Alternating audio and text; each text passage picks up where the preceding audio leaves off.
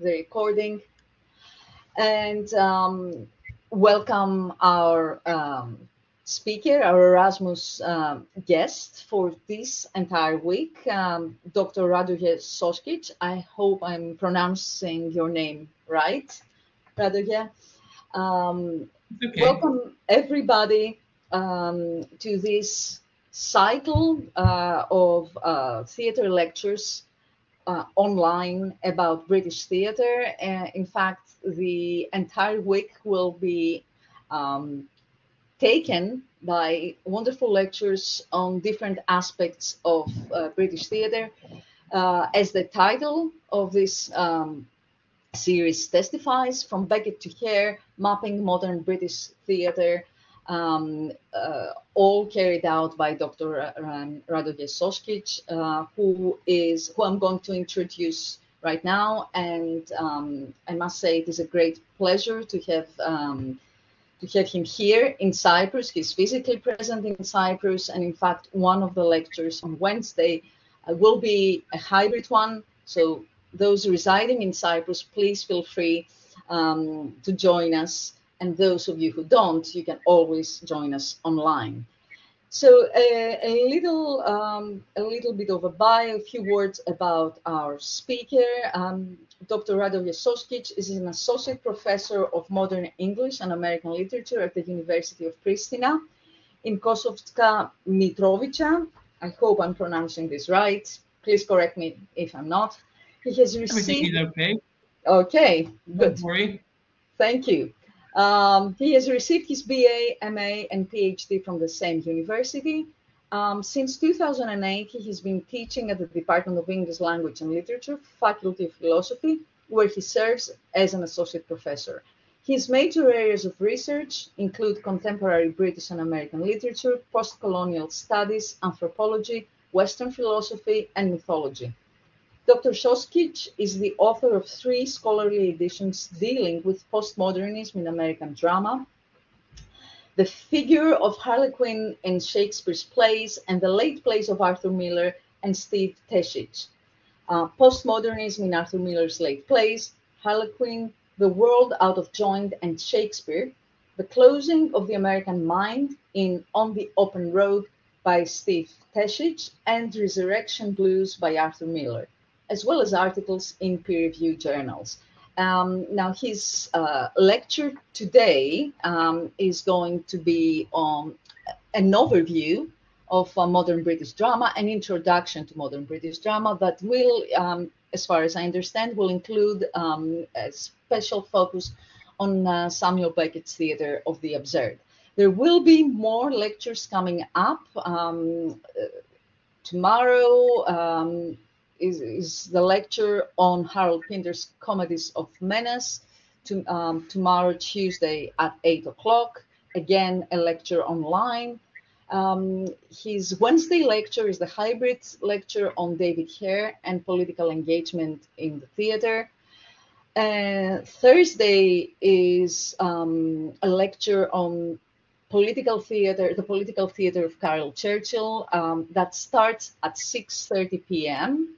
And runs until 8, and then again online, and then his final online lecture is on Friday, which focuses on Tom Stoppard as a postmodernist playwright.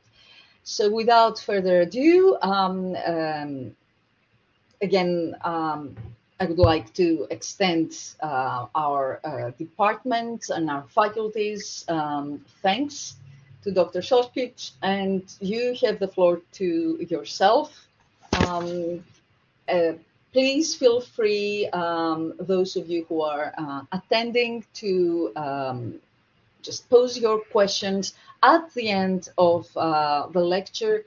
You can use the microphones, or you can just ask your questions in the chat window that is available for you. So we are ready to start. Radoje, the floor is yours. Thank you, Avra, for this wonderful speech and beautiful introduction. Good evening, everyone, and welcome to our session on modern British theatre and Samuel Beckett's renowned Theatre of the Absurd.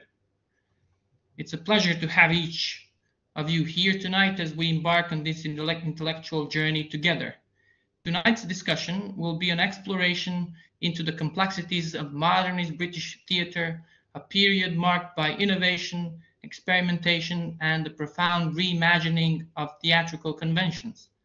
We'll delve into the avant-garde movements that emerged during this era, examining how they challenged traditional narratives and pushed the boundaries of storytelling. Following our overview of modern British theatre, we'll transition into the world of Samuel Beckett's Theatre of the Absurd. As you know, Beckett's work is a testament to his existential exploration and his fascination with language and its limitations. We'll be discussing his place within the context of existentialism, probing the themes of human existence, absurdity, and the inherent failure of language to fully communicate meaning. In particular, we'll delve into Beckett's notion that language is inherently ruptured from presence, a concept which resonates deeply with the core logic of deconstruction. Additionally, we'll explore how Beckett's play illuminate the idea that words often fail to capture the true essence of reality, leaving us grappling with the elusive nature of meaning. Should you have any questions, feel free to ask me. Also, should you need to take a short break during the lesson, please let me know. Shall we start? Yes, please. We're waiting. After Shakespeare, after the 17th century, there were hardly any notable playwright in England for nearly 3 centuries. The 18th century saw the rise of the comedy of manners and sentimental comedy. Both have now become period pieces. The 19th century theatre was known as boulevard theatre, which introduced melodrama, a form that was to dominate theatre in the 19th century. Melodrama, in turn, by popularizing departures from neoclassicism and capturing the interest of large audiences, paved the way for romantic drama. The Renaissance of British theatre began in the early 20th century. Modern British drama consists of 2 major phases: early 20th century drama, the so-called pre-war drama, and later 20th century drama, the so-called post-war drama. A minor phase can be seen in plays written soon after World War II, which ended in 1945. One of the distinguishing features of modern drama is that it is a drama of ideas rather than action. The dramatists are focused on making theatre an expression of political, social, and metaphysical ideas that makes a theatre experience both entertaining and instructive. It will be no exaggeration to say that after the paucity of plays for nearly 3 centuries, the 20th century revved up British theatre. It is more of an intellectual drama than it ever was in the history of drama before the present age. The early 20th century, with its slogan "Make it new," was mainly marked by rejection of the realism of the 19th century. The idea of introducing innovations in theatre prevailed in all European theatres. These innovations in the theatre were similar to innovations in the visual arts, such as painting, architecture, and sculpture, all of which had a singular focus of rebelling against realistic representation. The theatrical experimentations, especially in Europe, gave fresh impetus to the development of theatre after they set the tone and widened the theatrical vocabulary for all the innovations that followed. Instead of cluttering the stage with authentic, realistic details, the focus shifted to simplicity and austerity, with a heightened expressiveness that could convey the true spirit of a play rather than provide merely superficial dressing. The actor was to be given center stage, and all other detailed setting should not rob the actor of this focus. It has to be just a suggestion of reality. For example, the German director Max Reinhardt, rejecting the idea of one style, demanded for modern plays a style that was realistic in feeling, but that avoided the drab exactness of realism. The many isms in painting, like symbolism, impressionism, and expressionism, were also attempted in European theatre. Let us now turn to modern drama in Britain and Ireland, where the emphasis was marginally different from the rest of European theatre. Modern British drama spans the period from the end of the 19th century up to the present day. The term modernist is generally applied to a group of early 20th century writers who rejected realism and traditional forms. But British drama of the early 20th century, approximately from 1900s to 1950, turns away from the anti-realistic focus of the European experimental theatre and presents realistic social drama. Modern British drama comprises comedies and poetic dramas during the first half of the century, and the new theatre known as the theatre of the absurd after 1950. The early influence on British drama came from Ireland. When we speak about 20th century British theatre, we can trace its origins to the Irish literary theatre, founded by the three most famous Irish dramatists, William Butler Yeats, Lady Gregory, John Millington Synge. Their purpose was to provide a specifically Celtic and Irish theatre to stage the deeper emotions of Ireland to the Irish people. The playwrights of the Irish literary theatre that later came to be known as the Abbey Theatre was one of the key influences on British theatre revival.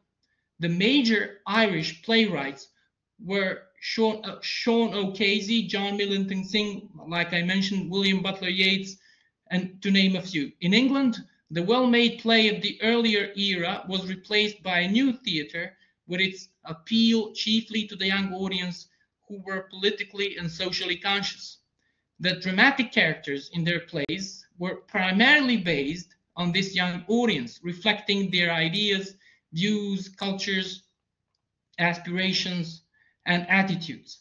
The noteworthy dramatists were George Bernard Shaw, Harley Granville Barker, W. Somerset Maugham, and John Goldsworthy. When we talk about modern British drama of the early 20th century, the first dramatist in this list is surely George Bernard Shaw, Irish by birth, but domiciled in Britain. He used theatre as a lively platform for the discussion of social and philosophical issues and wrote plays that were relevant to his age. Shaw is known for his wit, and his plays can be best described as serious comedies. Some of Shaw's plays come under the rubric problem plays, also known as comedies of ideas and as thesis plays. These plays are meant to bring to life some contemporary controversy or social ills such as women's rights, unemployment, penal reform, and class privilege, etc., to stimulate thought and action in the audience. Problem plays usually take up an issue, social or political, present the inherent problem in the issue, and ends on an open note, leaving it to the audience to find their own solution. The first playwright to present problem plays was from Europe, the Norwegian dramatist Henrik Ibsen, with his innovative epical play A Doll's House. It is a dramatic representation of serious familial and social conflicts and raises the issue of women's rights. For the first time, patriarchal dominance was under scrutiny and gender conflict was brought onto the open stage. Shaw's Mrs. Warren's Profession examines the attitudes towards prostitution. In another of Shaw's plays, Candida, the dramatist raises the problem of marital bliss in the form of the protagonist wanting to remarry a younger person after a contented life of about 10 years. Pygmalion, which was later filmed as My Fair Lady, has an open ending. A flower girl, educated and trained by an upper-class gentleman, is seen at the end wondering what her status would be, as she can neither return as a flower girl or move into the aristocratic society that refuses to accept her, as she hails from a working-class milieu. It is left to the audience to recognize the problem and arrive at its own conclusion. Man and Superman, and back to Methuselah, deal with the metaphysical concept of life force. This life force concept of Bernard Shaw contains the central idea that life is a vital force or impulse that strives to attain greater power of contemplation and self-realization in the process. Unlike drama, having action as its mainstay, Man and Superman does not have action but a long debate to discuss the problematic issue. These plays were not written for the sake of theatricality or to create a beautiful dramatic piece, but to direct public attention to social evils and misconceptions.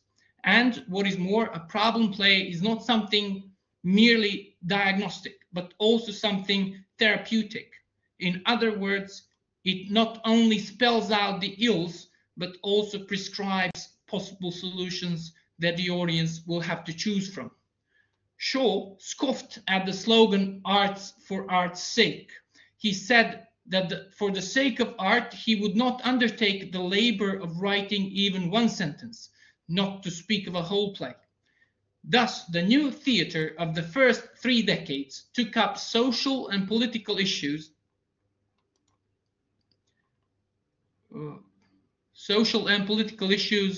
I got lost a bit, sorry.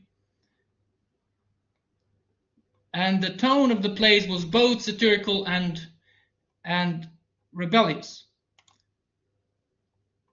Apart from political and social themes, Shaw's plays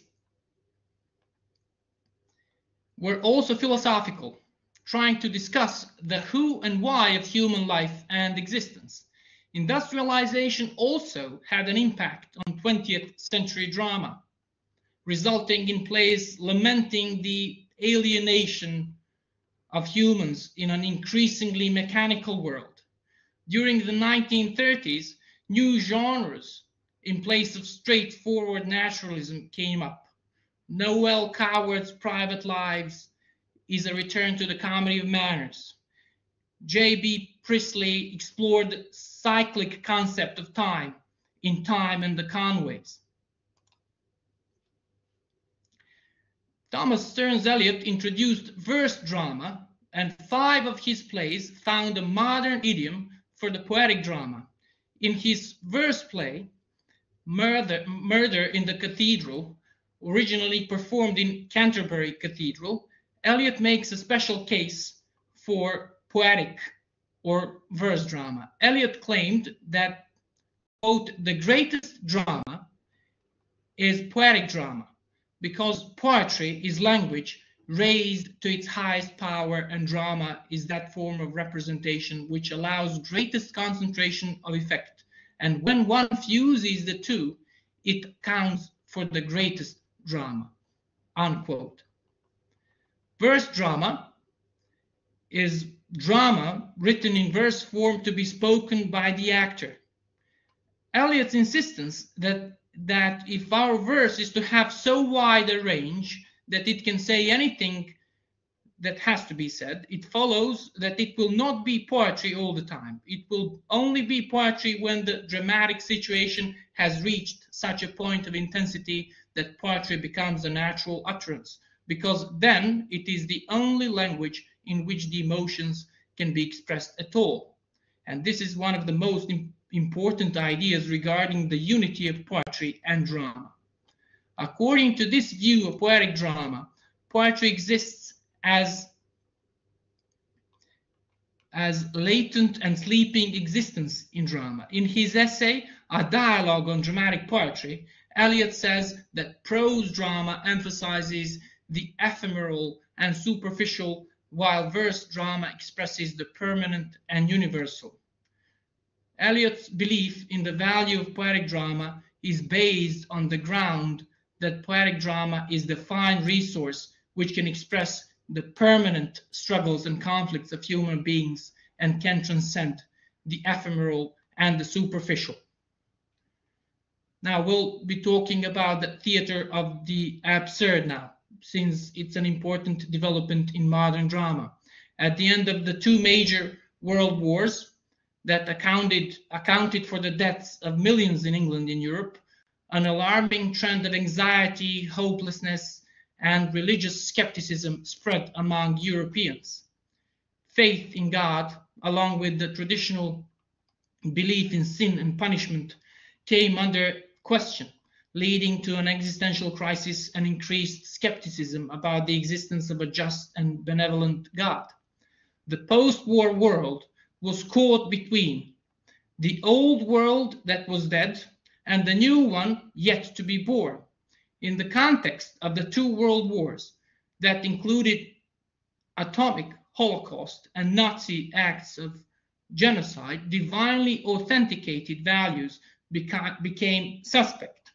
How is it that God or the divine power could not prevent the horror, cruelty, and inhumanity unleashed on innocent men, women, and children? In the absence of any meaningful and logical explanation of the nightmarish tragedy all around, life seemed absolutely meaningless except to serve as a link between birth and death. This was a baffling, irresolvable question. Life to what purpose?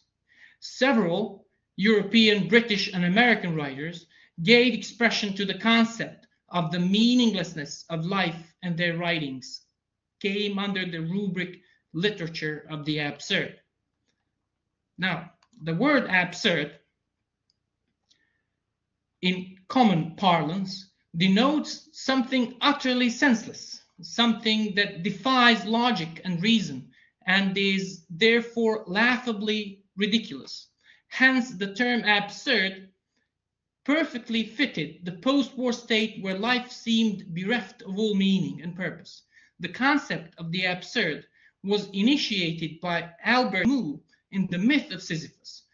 Though the term itself was coined much later in 1961 by Martin Esslin to describe the works primarily of a number of European playwrights who wrote in the 1950s and 1960s and focused largely on the meaninglessness and purposelessness of existence. These plays also highlighted the vacuity of words and actions in a universe that functioned on its own, where human interference was irrelevant and inconsequential. Thus, after the two world wars, human beings found themselves in a world with no religion to believe in, no faith to comfort them, and faced the biggest existential crisis: how to exist in a world where there is no certainty or predictability about the shape life would take in the future. Literature of the absurd, and in particular the theater of the absurd, gave expression to this feeling of loss, lack of purpose in life, and absence of logic and reason in happenings over which one has no control. Albert Camus from France, Eugene Ionesco from Romania, Arthur Adamov from Russia, Samuel Beckett, who was Irish by birth, but who wrote initially from France before settling in England, and Harold Pinter from England were the early contributors to the theater of the absurd. Camus' perception of absurdity gave him an awareness of a burning and frigid, now this is a quote, so his perception of absurdity gave him an awareness of, quote, a burning and frigid, transparent and limited universe in which nothing is possible but everything is given, and beyond which all is collapse and nothingness, unquote. The plays under the rubric theater of the absurd, and in particular those of Samuel Beckett, deal with the predicament of men and women in the universe, saddled with an existence that is out of harmony with their longing for logic and order. Beckett's famous sentence sums up the modern writer's predicament. Quote, "The expression that there is nothing to express, nothing with which to express, no power to express, no desire to express, together with the desire to express." Unquote. Nearly 4 centuries back, Shakespeare had similarly written about the smallness of human beings against the vastness of the universe where the gods reign supreme. Quote, "As flies to wanton boys are we to the gods. They kill us for their sport." Unquote. It is clear that Beckett's statement is an extension of Shakespeare's understanding of man's smallness vis-à-vis the great power of the universe that is presided by an invisible superpower, call it God or fate or destiny or simply Godot as Beckett terms it. This power is unknown and incomprehensible as the human mind is limited in scope to understand the complexity of life that seems wired to a remote power. Hence, the major theme of the absurd drama revolves around nothingness. We know nothing, our words and actions mean nothing, as the shape of things to come is hidden from us. Life moves on perennially through the birth, death cycle with neither a beginning nor an end in sight. The cycle goes on unceasingly without any predictable pattern except that of a cyclical movement through birth and death. One of the characters in Waiting for Godot says, quote, "Nothing happens, no one comes, no one goes. This is awful," unquote. So this is the new theater that discarded the well-made plays which followed the dramatic structure with a beginning, middle, and an end, where the delineation of characters was done through action and words, and the structure consisted of plot, dialogue, action, climax, and denouement, or resolution. The theater of the absurd had no use for such a structure, as the storyline was not linear and there was neither a beginning nor an end. The new plays were circular, ending at the point where they began. It will not be far off the mark to say that these plays present not a story, but a situation, a daily occurrence of life.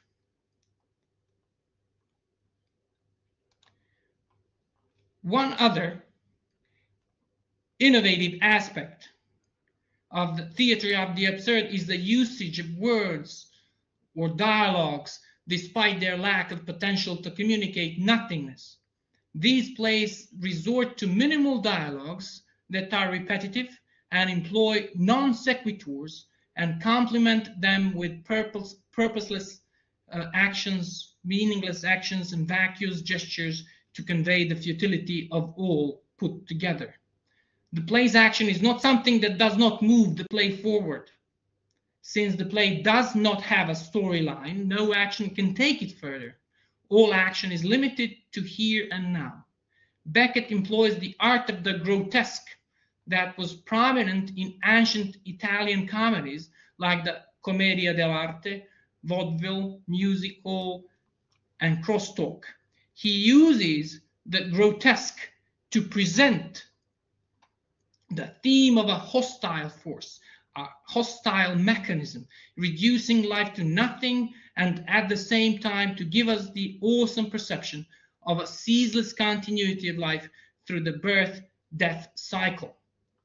Life is like a labyrinth in which when one gets trapped, one cannot escape. One simply keeps spinning through the maze. The grotesque is both funny and frightening, and Beckett tries to heal the gaping wound, to use the words of Shakespeare, of the absurdity of life through a healing release of laughter. We become aware of the humor of cruelty and the cruelty of humor in his plays.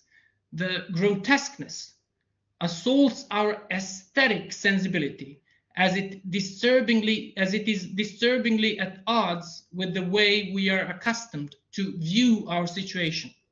The disorderliness of life, the chaotic nature of life, is conveyed through a new form of formlessness, where there is no story, no plot, no characterization, and is presented with the help of farce and clownery.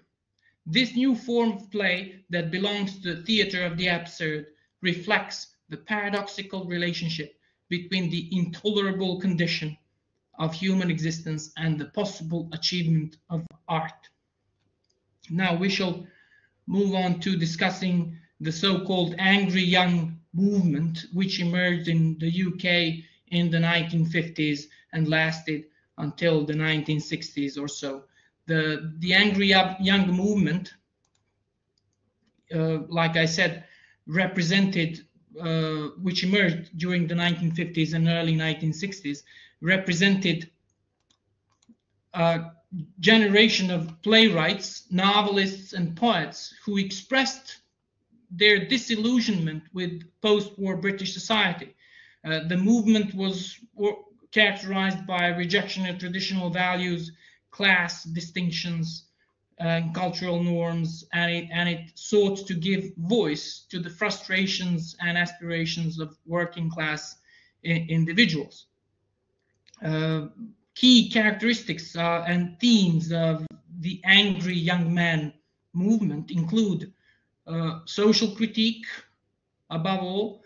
Playwrights such as John Osborne, Arnold Wesker, and Sheila Delaney critiqued the social constraints and injustices that they observed in post-war Britain. Their works often depicted the struggles of ordinary people against oppressive social structures and class divisions. These playwrights favored a style of writing that was grounded in realism and naturalism, eschewing the romanticism and idealism of earlier literary movements. Their plays featured gritty, authentic dialogue and settings, portraying the harsh realities of urban life and working class existence. Many of the characters in Angry Young Men plays experienced a sense of alienation and discontent with their circumstances. They grappled with feelings of frustration, anger, and disillusionment as they confronted social expectations and limitations. The movement itself represented a kind of cultural rebellion against established norms and conventions, both in literature and society at large. So the playwrights challenged the status quo and pushed boundaries with their provocative themes, characters, and language. And now, as far as language and style of Angry Young Men plays are concerned, the language of these plays, along with the style, of course, was notable for its rawness and immediacy. The dialogue was often colloquial and peppered with slang, reflecting the speech patterns of the working class characters, and this departure from the more formal language of traditional theater contributed to the play's sense of authenticity and relevance, of course. Identity, particularly in relation to class, was a central concern for the Angry Young Men. They explored issues of social mobility, class conflict, and the tensions between working class values and middle class aspirations. Notable plays associated with this movement include John Osborne's Look Back in Anger, Arnold Wesker's Chicken Soup with Barley, Sheila Delaney's A Taste of Honey, and Harold Pinter's early works such as Birthday Party. These playwrights and their contemporaries helped to shape the landscape of British theatre in the post-war period, leaving a lasting legacy of social critique and artistic innovation.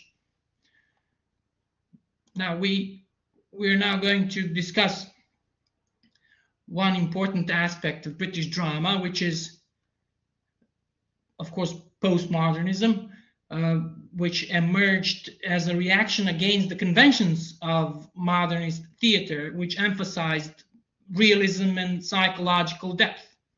Postmodernist playwrights challenged traditional narrative structures, blurred the boundaries between reality and fiction, and deconstructed established norms and ideologies.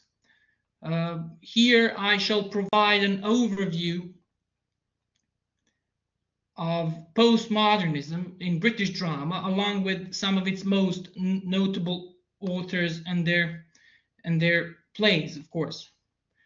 Of course, there's Tom Stoppard and his play Rosencrantz and Guildenstern Are Dead.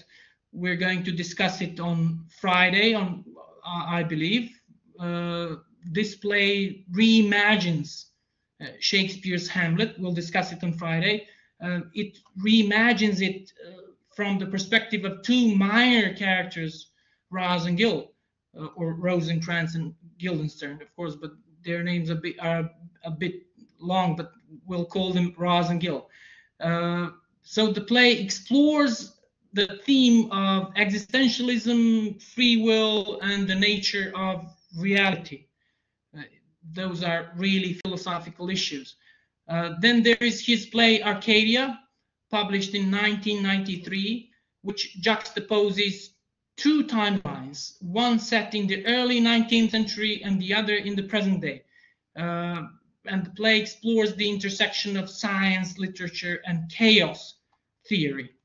There is, of course, Harold Pinter, whose play The Homecoming is a true representative of post-modernist vein in British drama.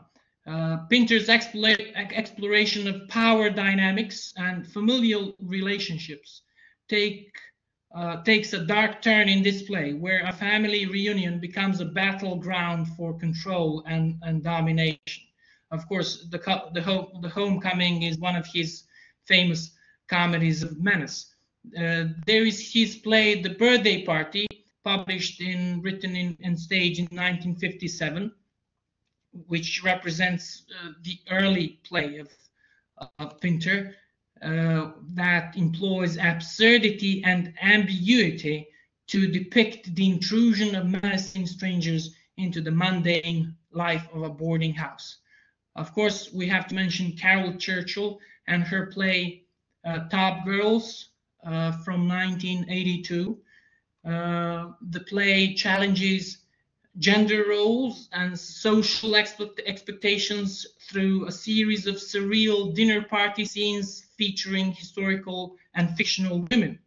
And Carol Churchill's play Cloud Nine, through its unconventional casting and exploration of sexuality and colonialism, offers a critique of social norms and the construction of identity. Then there is Sarah Kane with her plays Blasted and Crave. As far as Blasted is concerned, it is known for its graphic depiction of violence and brutality. And the play, when it was first staged, shocked audiences with its uncompromising portrayal of the human capacity for cruelty and suffering. As far as Crave is concerned, the play was staged in 1999, 8 or 9, I'm not sure. Sarah Kane's fragmented and poetic exploration of love. This is what the play is about. It's a kind of exploration of love in a poetic manner. And not just love, but also mental illness. And through this play, Kane challenges traditional notions of narrative coherence. And of course, last but not least, is Martin McDonagh and his play The Pillow Man from 2003. It's a dark comedy which blends elements of fairy tale and psychological thriller to explore the relationship between art, censorship, and violence.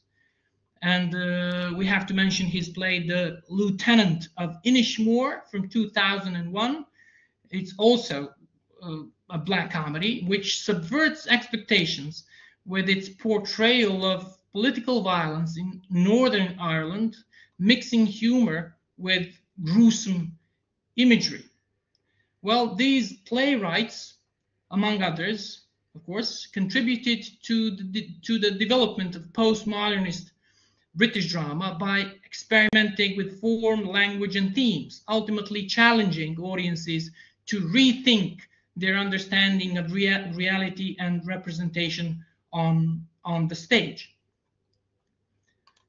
Now we shall move on to political theater and social realism, which emerged as significant movements, particularly in the latter half of the 20th century and into the 21st century. These movements were characterized by a commitment to engaging with pressing political issues, social injustices, and the lived experiences of ordinary people.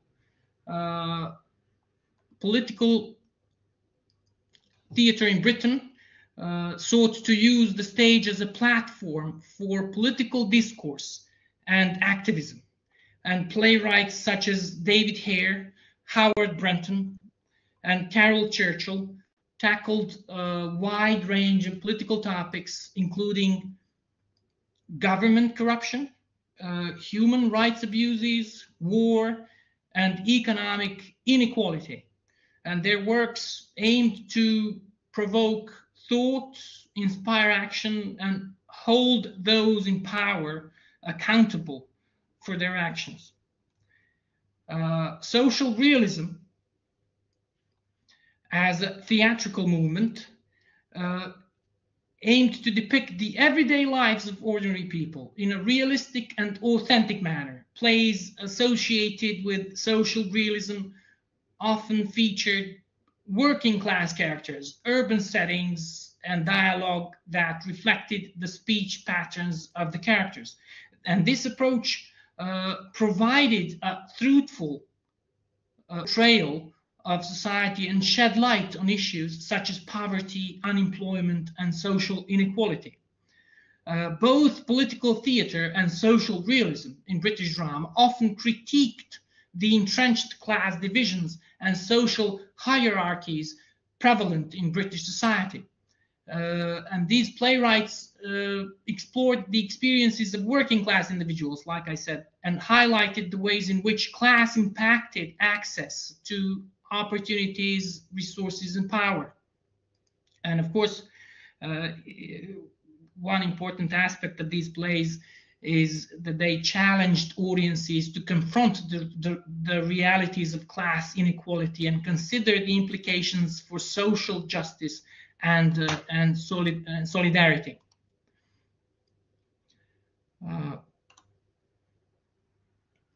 Of course, while rooted in realism, political theatre and social realism in British drama also employed innovative dramatic techniques to convey their messages effectively. Playwrights experimented with non-linear narratives, fragmented structures, and symbolic imagery to evoke emotional responses and to encourage critical reflection. And these techniques helped to breathe new life into traditional theatrical forms and engage audiences in new and compelling ways.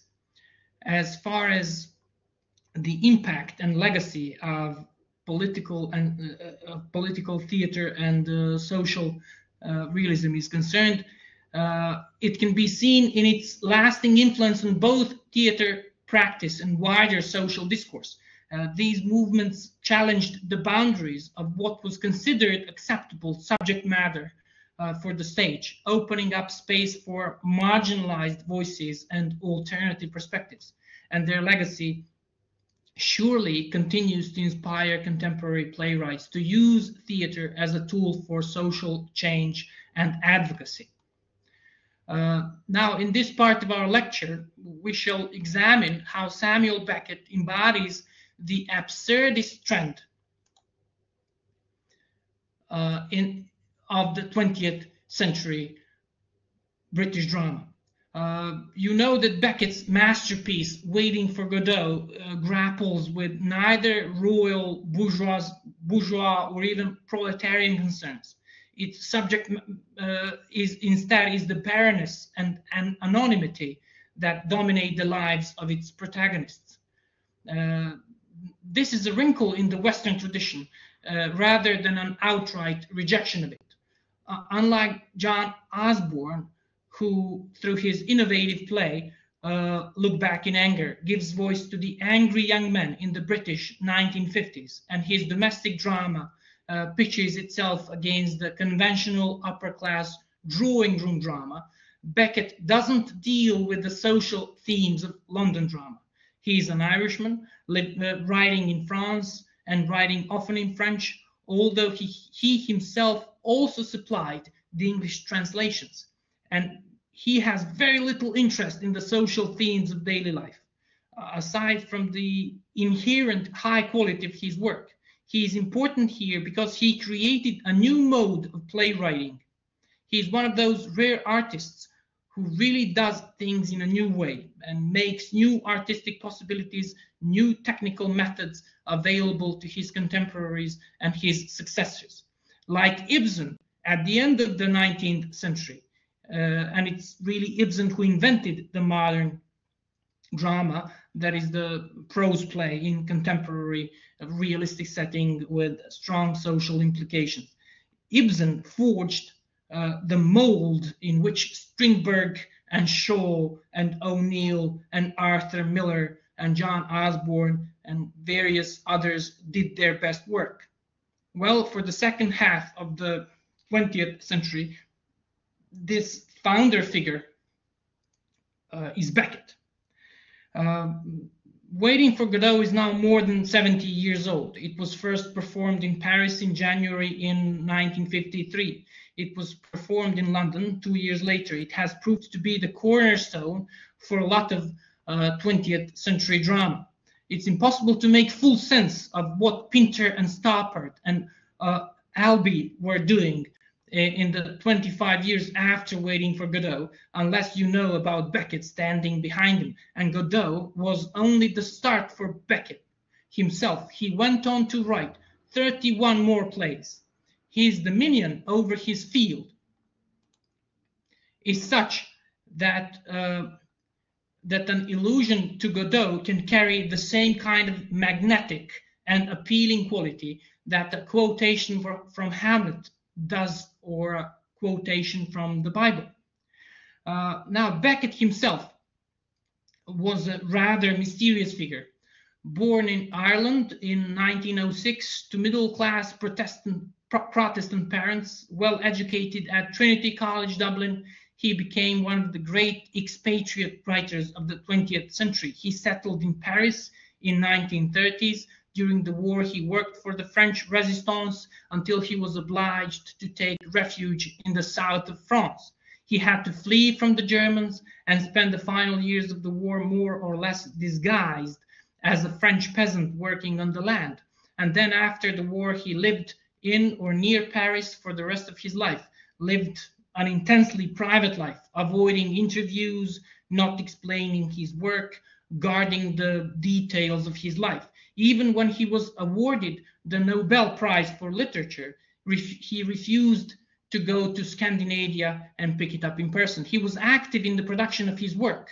He did direct plays, and he worked closely with a number of actors whom he picked out as particularly appropriate to his work, having the right sort of talent for his purposes. And in later plays, he became even more precise and detailed, controlling the stage directions he wrote. There is one play about a woman who paces up and down, and the stage directions indicate exactly how many steps she shall take to cross the stage and back again. I think it's 11 and 11.5 each way, and it indicates precisely what word she shall be saying when she turns to come back in the other direction. He was choreographing very precisely indeed.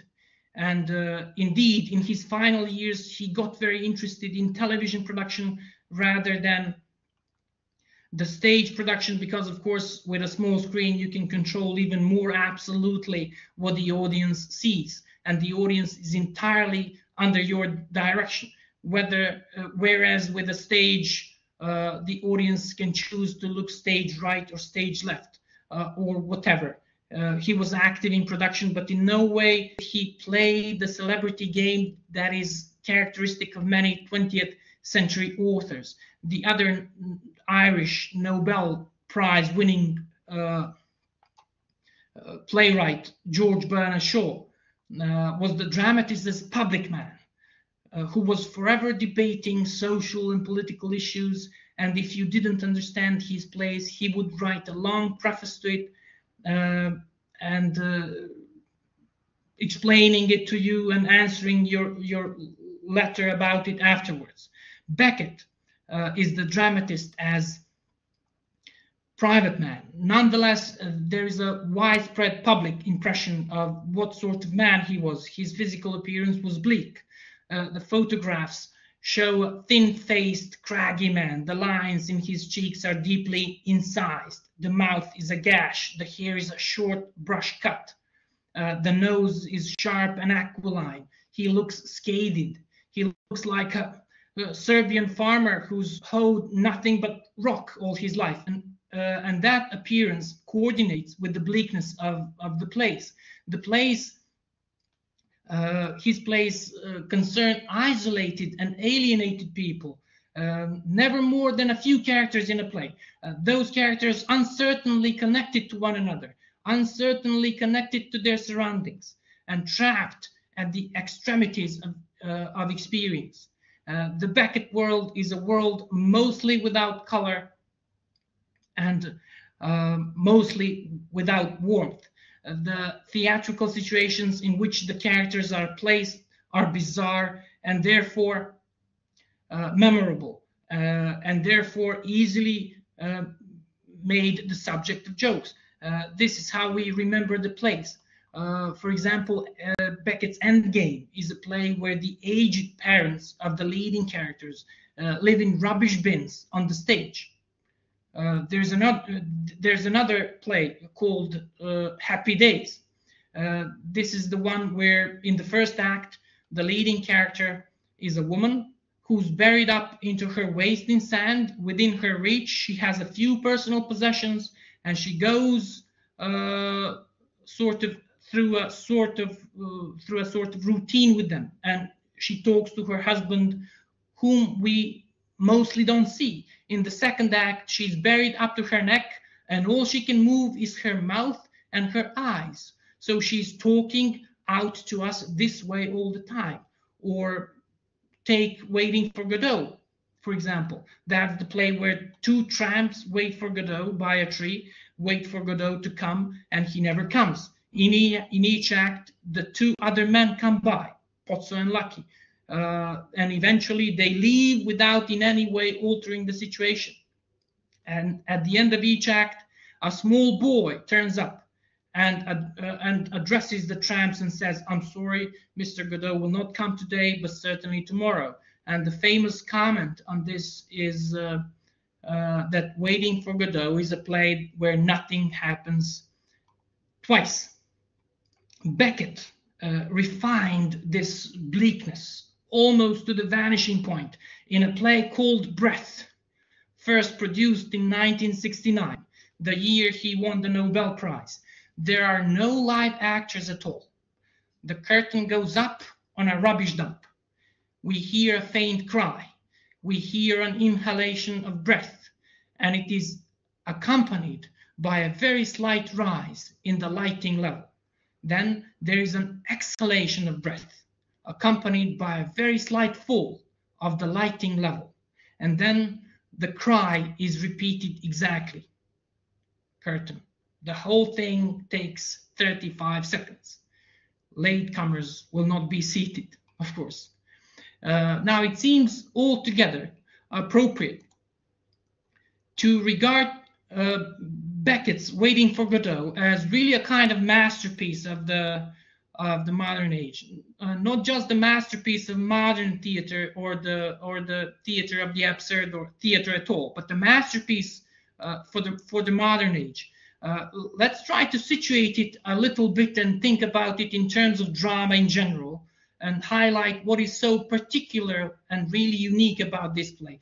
Think, for example, about the Oedipus, and about the pains that Sophocles takes to make us see that Oedipus is the exemplary figure, that he represents in an emblematic way Athenian culture, that he is a culture hero, and he's a king at his most accomplished and daring, a physician, a sailor, a soldier, a mathematician, a farmer. All of these motifs, as you can see in the images of Sophocles' play, testify to and cumulatively, in a sense, display the richness of that culture and the various facets of Oedipus's own achievements and his stature.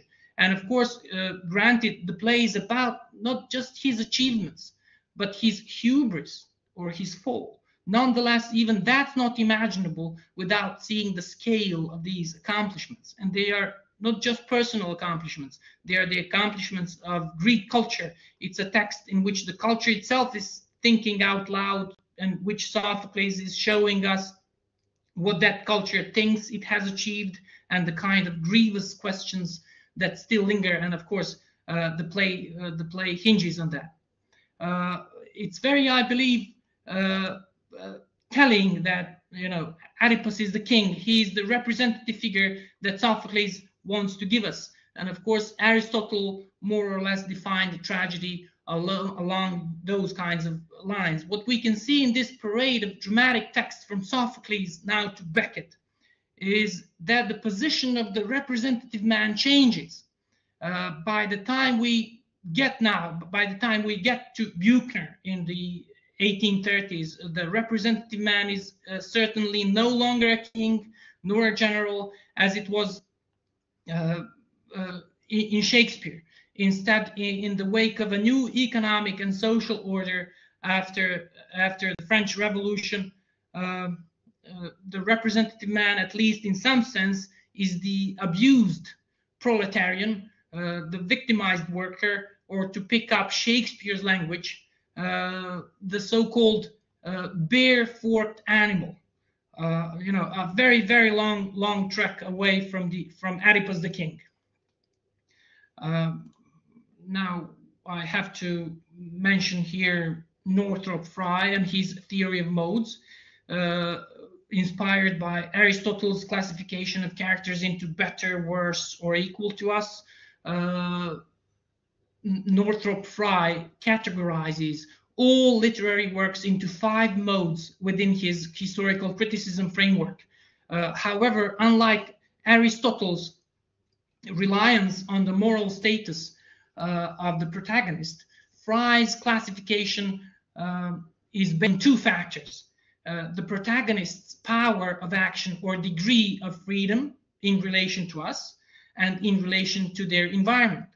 In addition to this division, Frye notes, quote, a general distinction between fictions in which the hero becomes isolated from his society and fictions in which he's incorporated into it, unquote. If the protagonist is excluded from society, Frye labels it as the tragic mode of fictional literature, whereas if the protagonist becomes involved in society, it is termed the comic mode of fiction. In his well-known study entitled Anatomy of Criticism, Frye extensively demonstrates through various examples from Western European literature how modes function and how there is a decline in the protagonist's power of action. Thus, according to Frye, the first mode is the myth, in which the protagonist is a divine being whose power of action is superior in kind to ours and to nature. The second mode is romance, where the protagonist is a human being but superior in degree to us and to nature, to the surroundings, and whose actions are miraculous. The third mode is the high mimetic, where the protagonist is also a human, but is distinguished by position, often being a leader or of the people or a king. The fourth mode is low, the so-called low mimetic,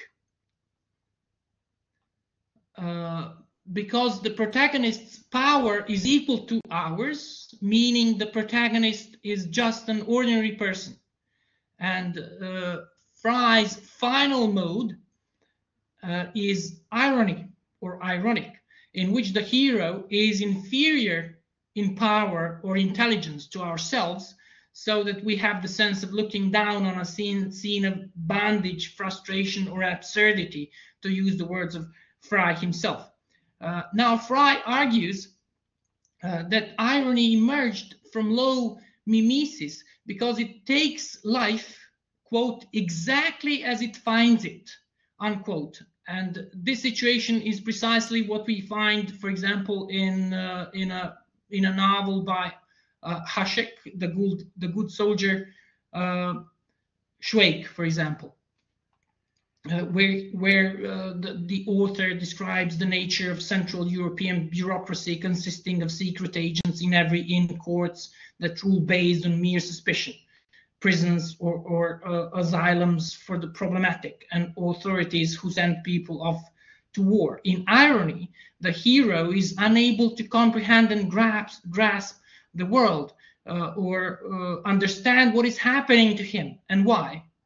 And although the character Šoškić interprets the world through his own lens and laughs at it, other characters in the novel, like the ironic hero Joseph K. in Kafka's famous book, The Trial, are trapped in an absurd world they cannot comprehend. At the end of his analysis of modes, Fry claims that, quote, European fiction during the last 15 centuries has steadily moved its center of gravity down the list, unquote, concluding that during the last 100 years, most serious fiction has tended increasingly to be ironic in mode. According to Fry, therefore, in the past 150 years, literature belongs to the ironic mode, in which there are no longer heroes who can influence the events they find themselves in. The decline in modes thus demonstrates that the relationship between the strength of the hero and the strength of what surrounds them is inversely proportional. As the hero's power weakens, external forces that further limit freedom strengthen. However, the last two modes in literature still coexist, as evidenced by the growing popularity of autobiographical models, which predominantly belong to the low mimetic mode because they stem from reality and the experience of ordinary people. Now, I have a question for you. Which mode do you think Beckett's plays belong to?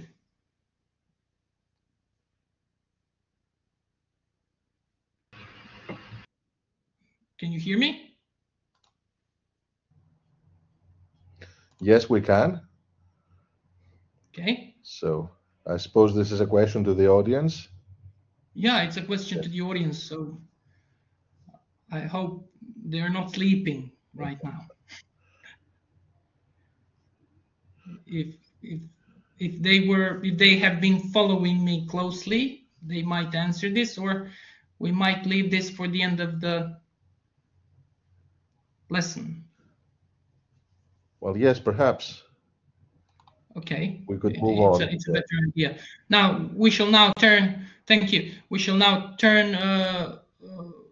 return to Beckett and his existentialism and his obsession with language and his so-called literature of silence. Well, all his life, Beckett struggled with language, dissatisfied with its inability to express exactly the meaning that always just eluded him. What he nearly achieved was a scream of agony containing the total impotence of a human life. Beckett's work has been signified as the literature of silence by a theoretician, Ihab Hassan. The reason is the futile attempt of these works to communicate in a situation in which words do not cooperate with the writer in conveying meaning or in articulating ideas.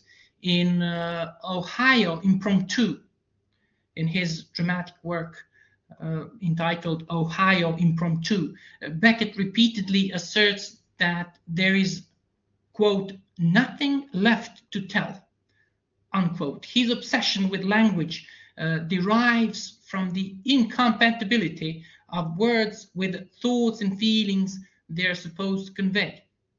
The writer is thus pushed towards creating a literature of unword. His awareness of the impossibility of metaphysical immobility of signifiers made him think about silent speaking, in which nothing can be approached through naming. He aspires, therefore, to create the unnameable.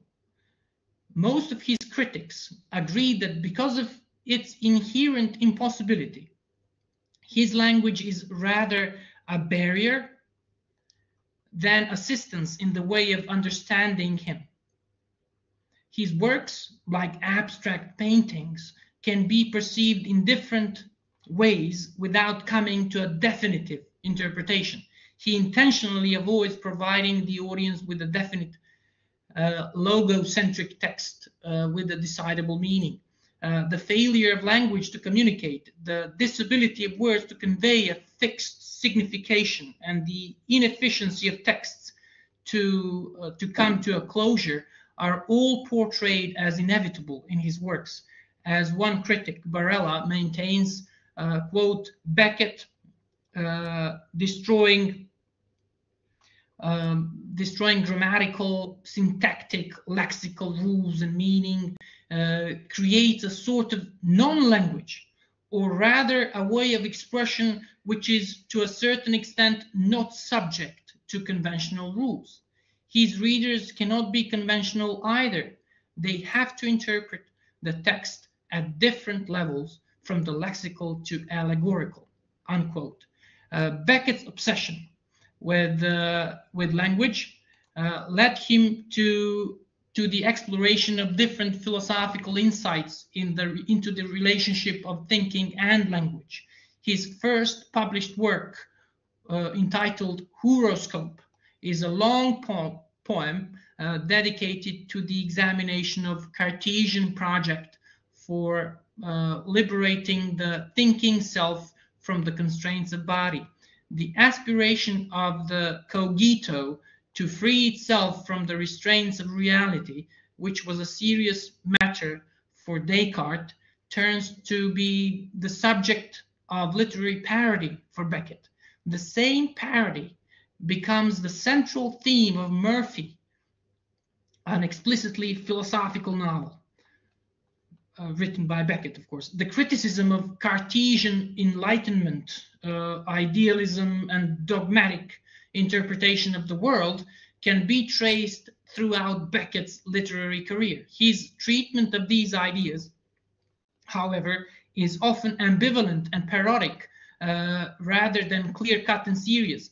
His Godot, though having the mysterious characteristic of a religious savior, is presented too ambiguously and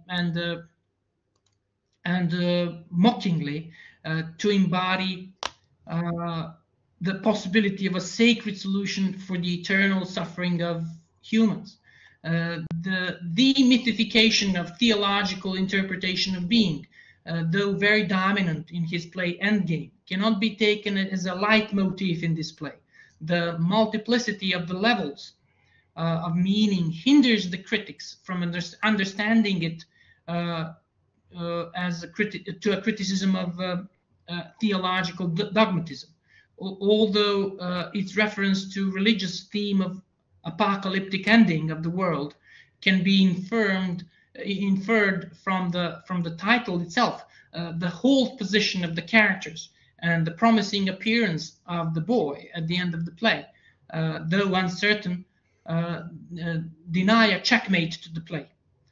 Beckett, though familiar with the ideas of Heidegger and Sartre in this relation, avoids taking a philosophical position and remains skeptical about determined definitions.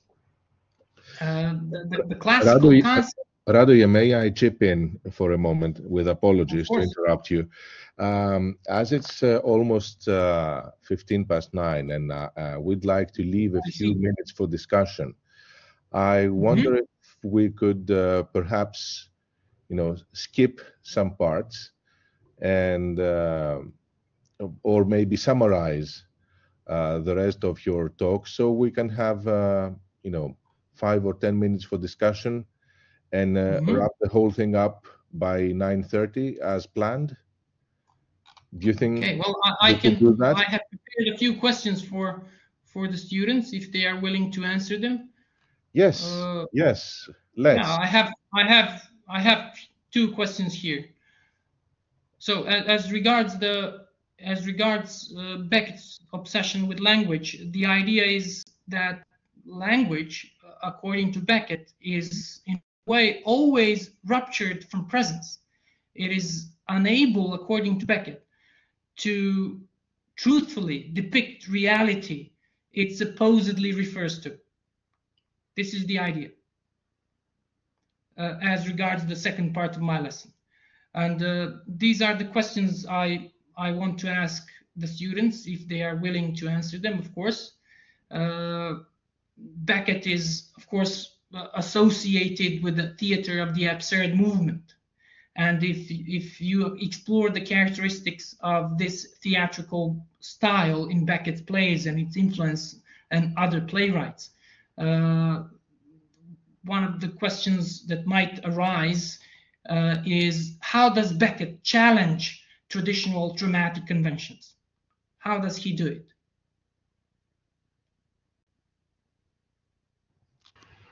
I touched upon it in the first part of the lesson. Yeah, and the other one you asked earlier is, which of Northrop Frye's modes is most closely associated with Beckett?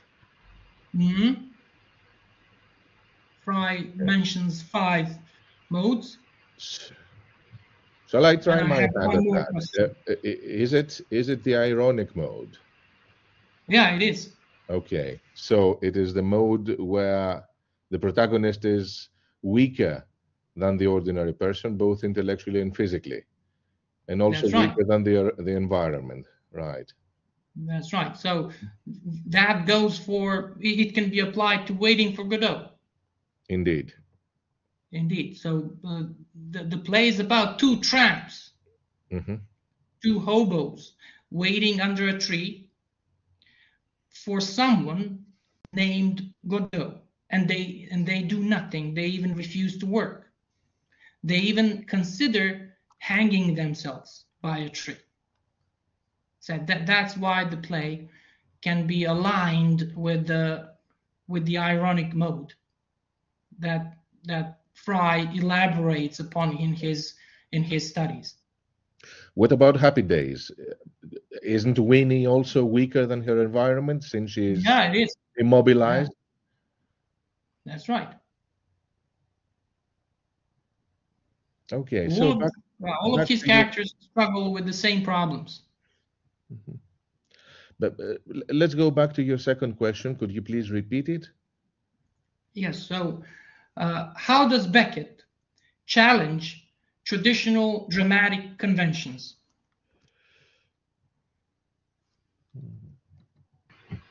Well, let's open the floor to our students. If any of you or our colleagues, if any of you would like to answer this question, we have talked about post-dramatic writing and writing that has been inspired by Beckett's open form. So if anybody would like to answer this question. Perhaps we could say that our students can answer the question in Greek and we'll translate. That's perfect. Φοιτήτριες και φοιτητές μας που θα θέλανε, ή και μη φοιτήτριες και φοιτητές, απλώς ακροατές που θα θέλουν να απαντήσουν στην ερώτηση με ποιον τρόπο ο Μπέκετ υπονομεύει ή αντιστρατεύεται τις καθιερωμένες συμβάσεις του θεάτρου. Αν θέλετε να το απαντήσετε στα ελληνικά, μπορείτε να το κάνετε φυσικά και εμείς θα μεταφράσουμε την απάντηση για να την ακούσει ο μιλητής μας.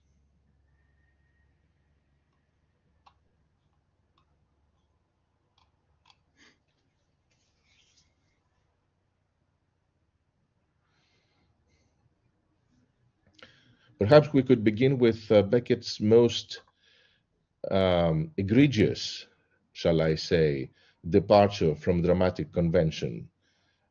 His plays with no actors. Would that be a good starting point?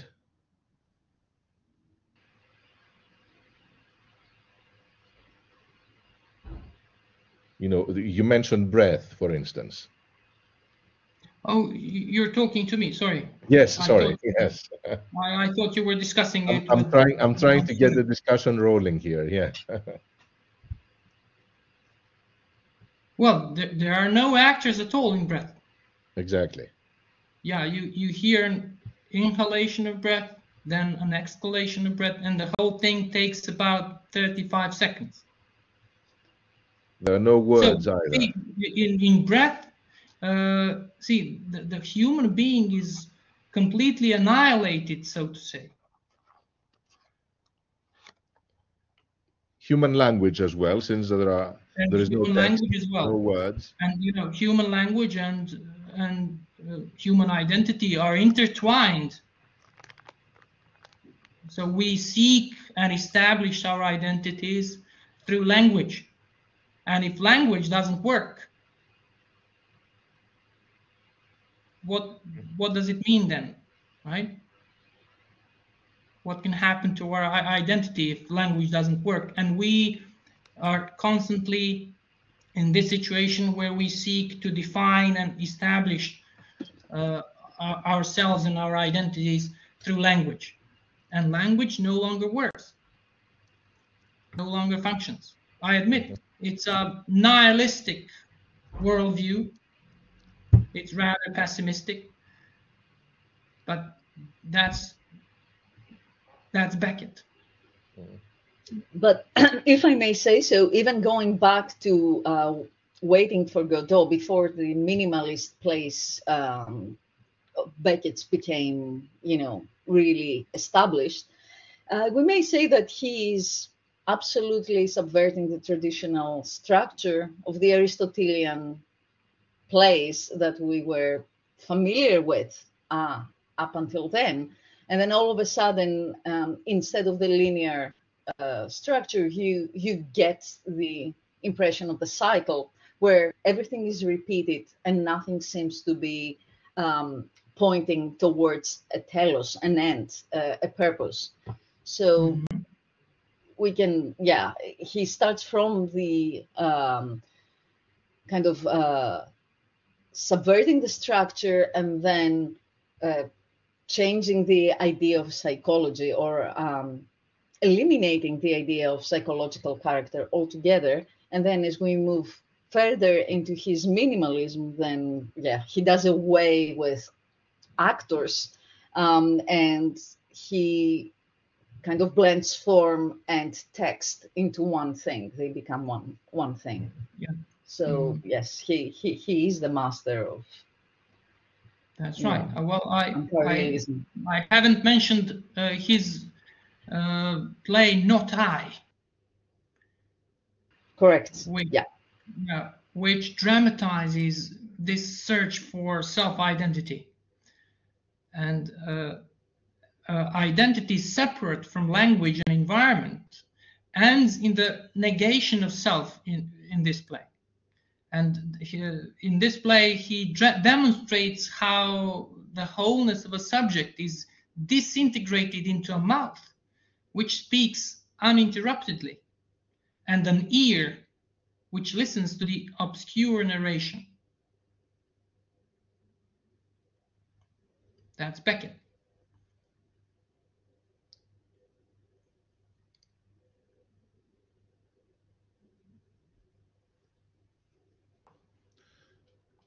So perhaps we could summarize those points.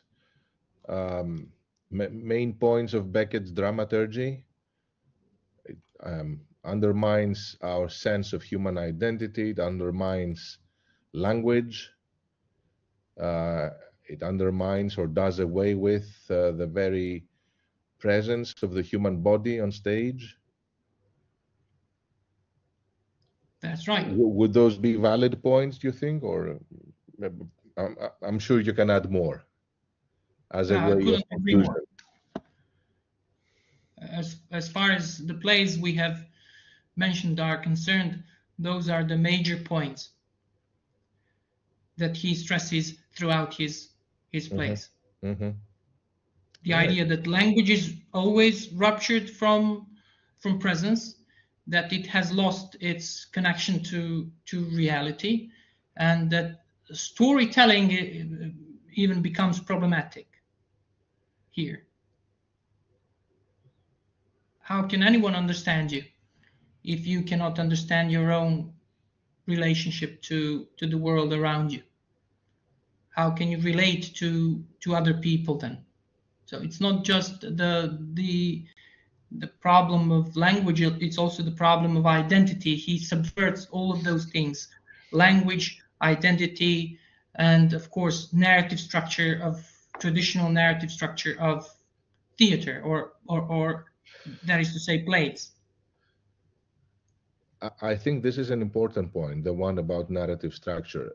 Humans are, that's a cliche, humans are storytelling animals. We even conceive of our life, of our existence, as a form of narrative, a sort of story. So if we're deprived of that, we really have no leg to stand on. Yeah.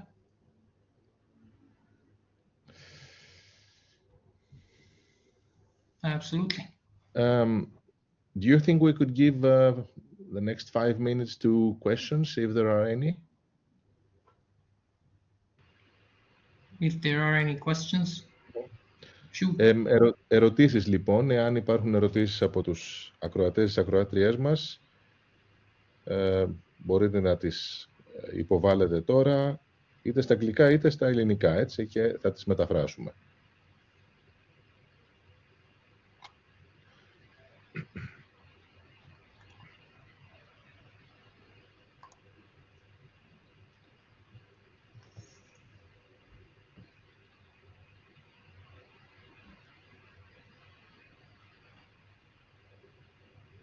Well, I don't see any questions in the chat, and me neither. Yeah, but I must say this was really great and very informative, and it was such a a comprehensive history of British contemporary modern or modernist, as you named it, British drama, and we're certainly looking forward to your next lectures, focusing on different playwrights each time. Now we have a good grounding on how it all started at the end of 19th century, and this has definitely opened up our minds to see how British drama has progressed, and there will be questions in the next lectures or yours. So to just remind everyone, tomorrow's lecture starts at 8 o'clock again, and it is online. It's the lecture on Harold Pinter. So you're all welcome to join us using the same link. What else? If there are no more questions, we can wrap it up here.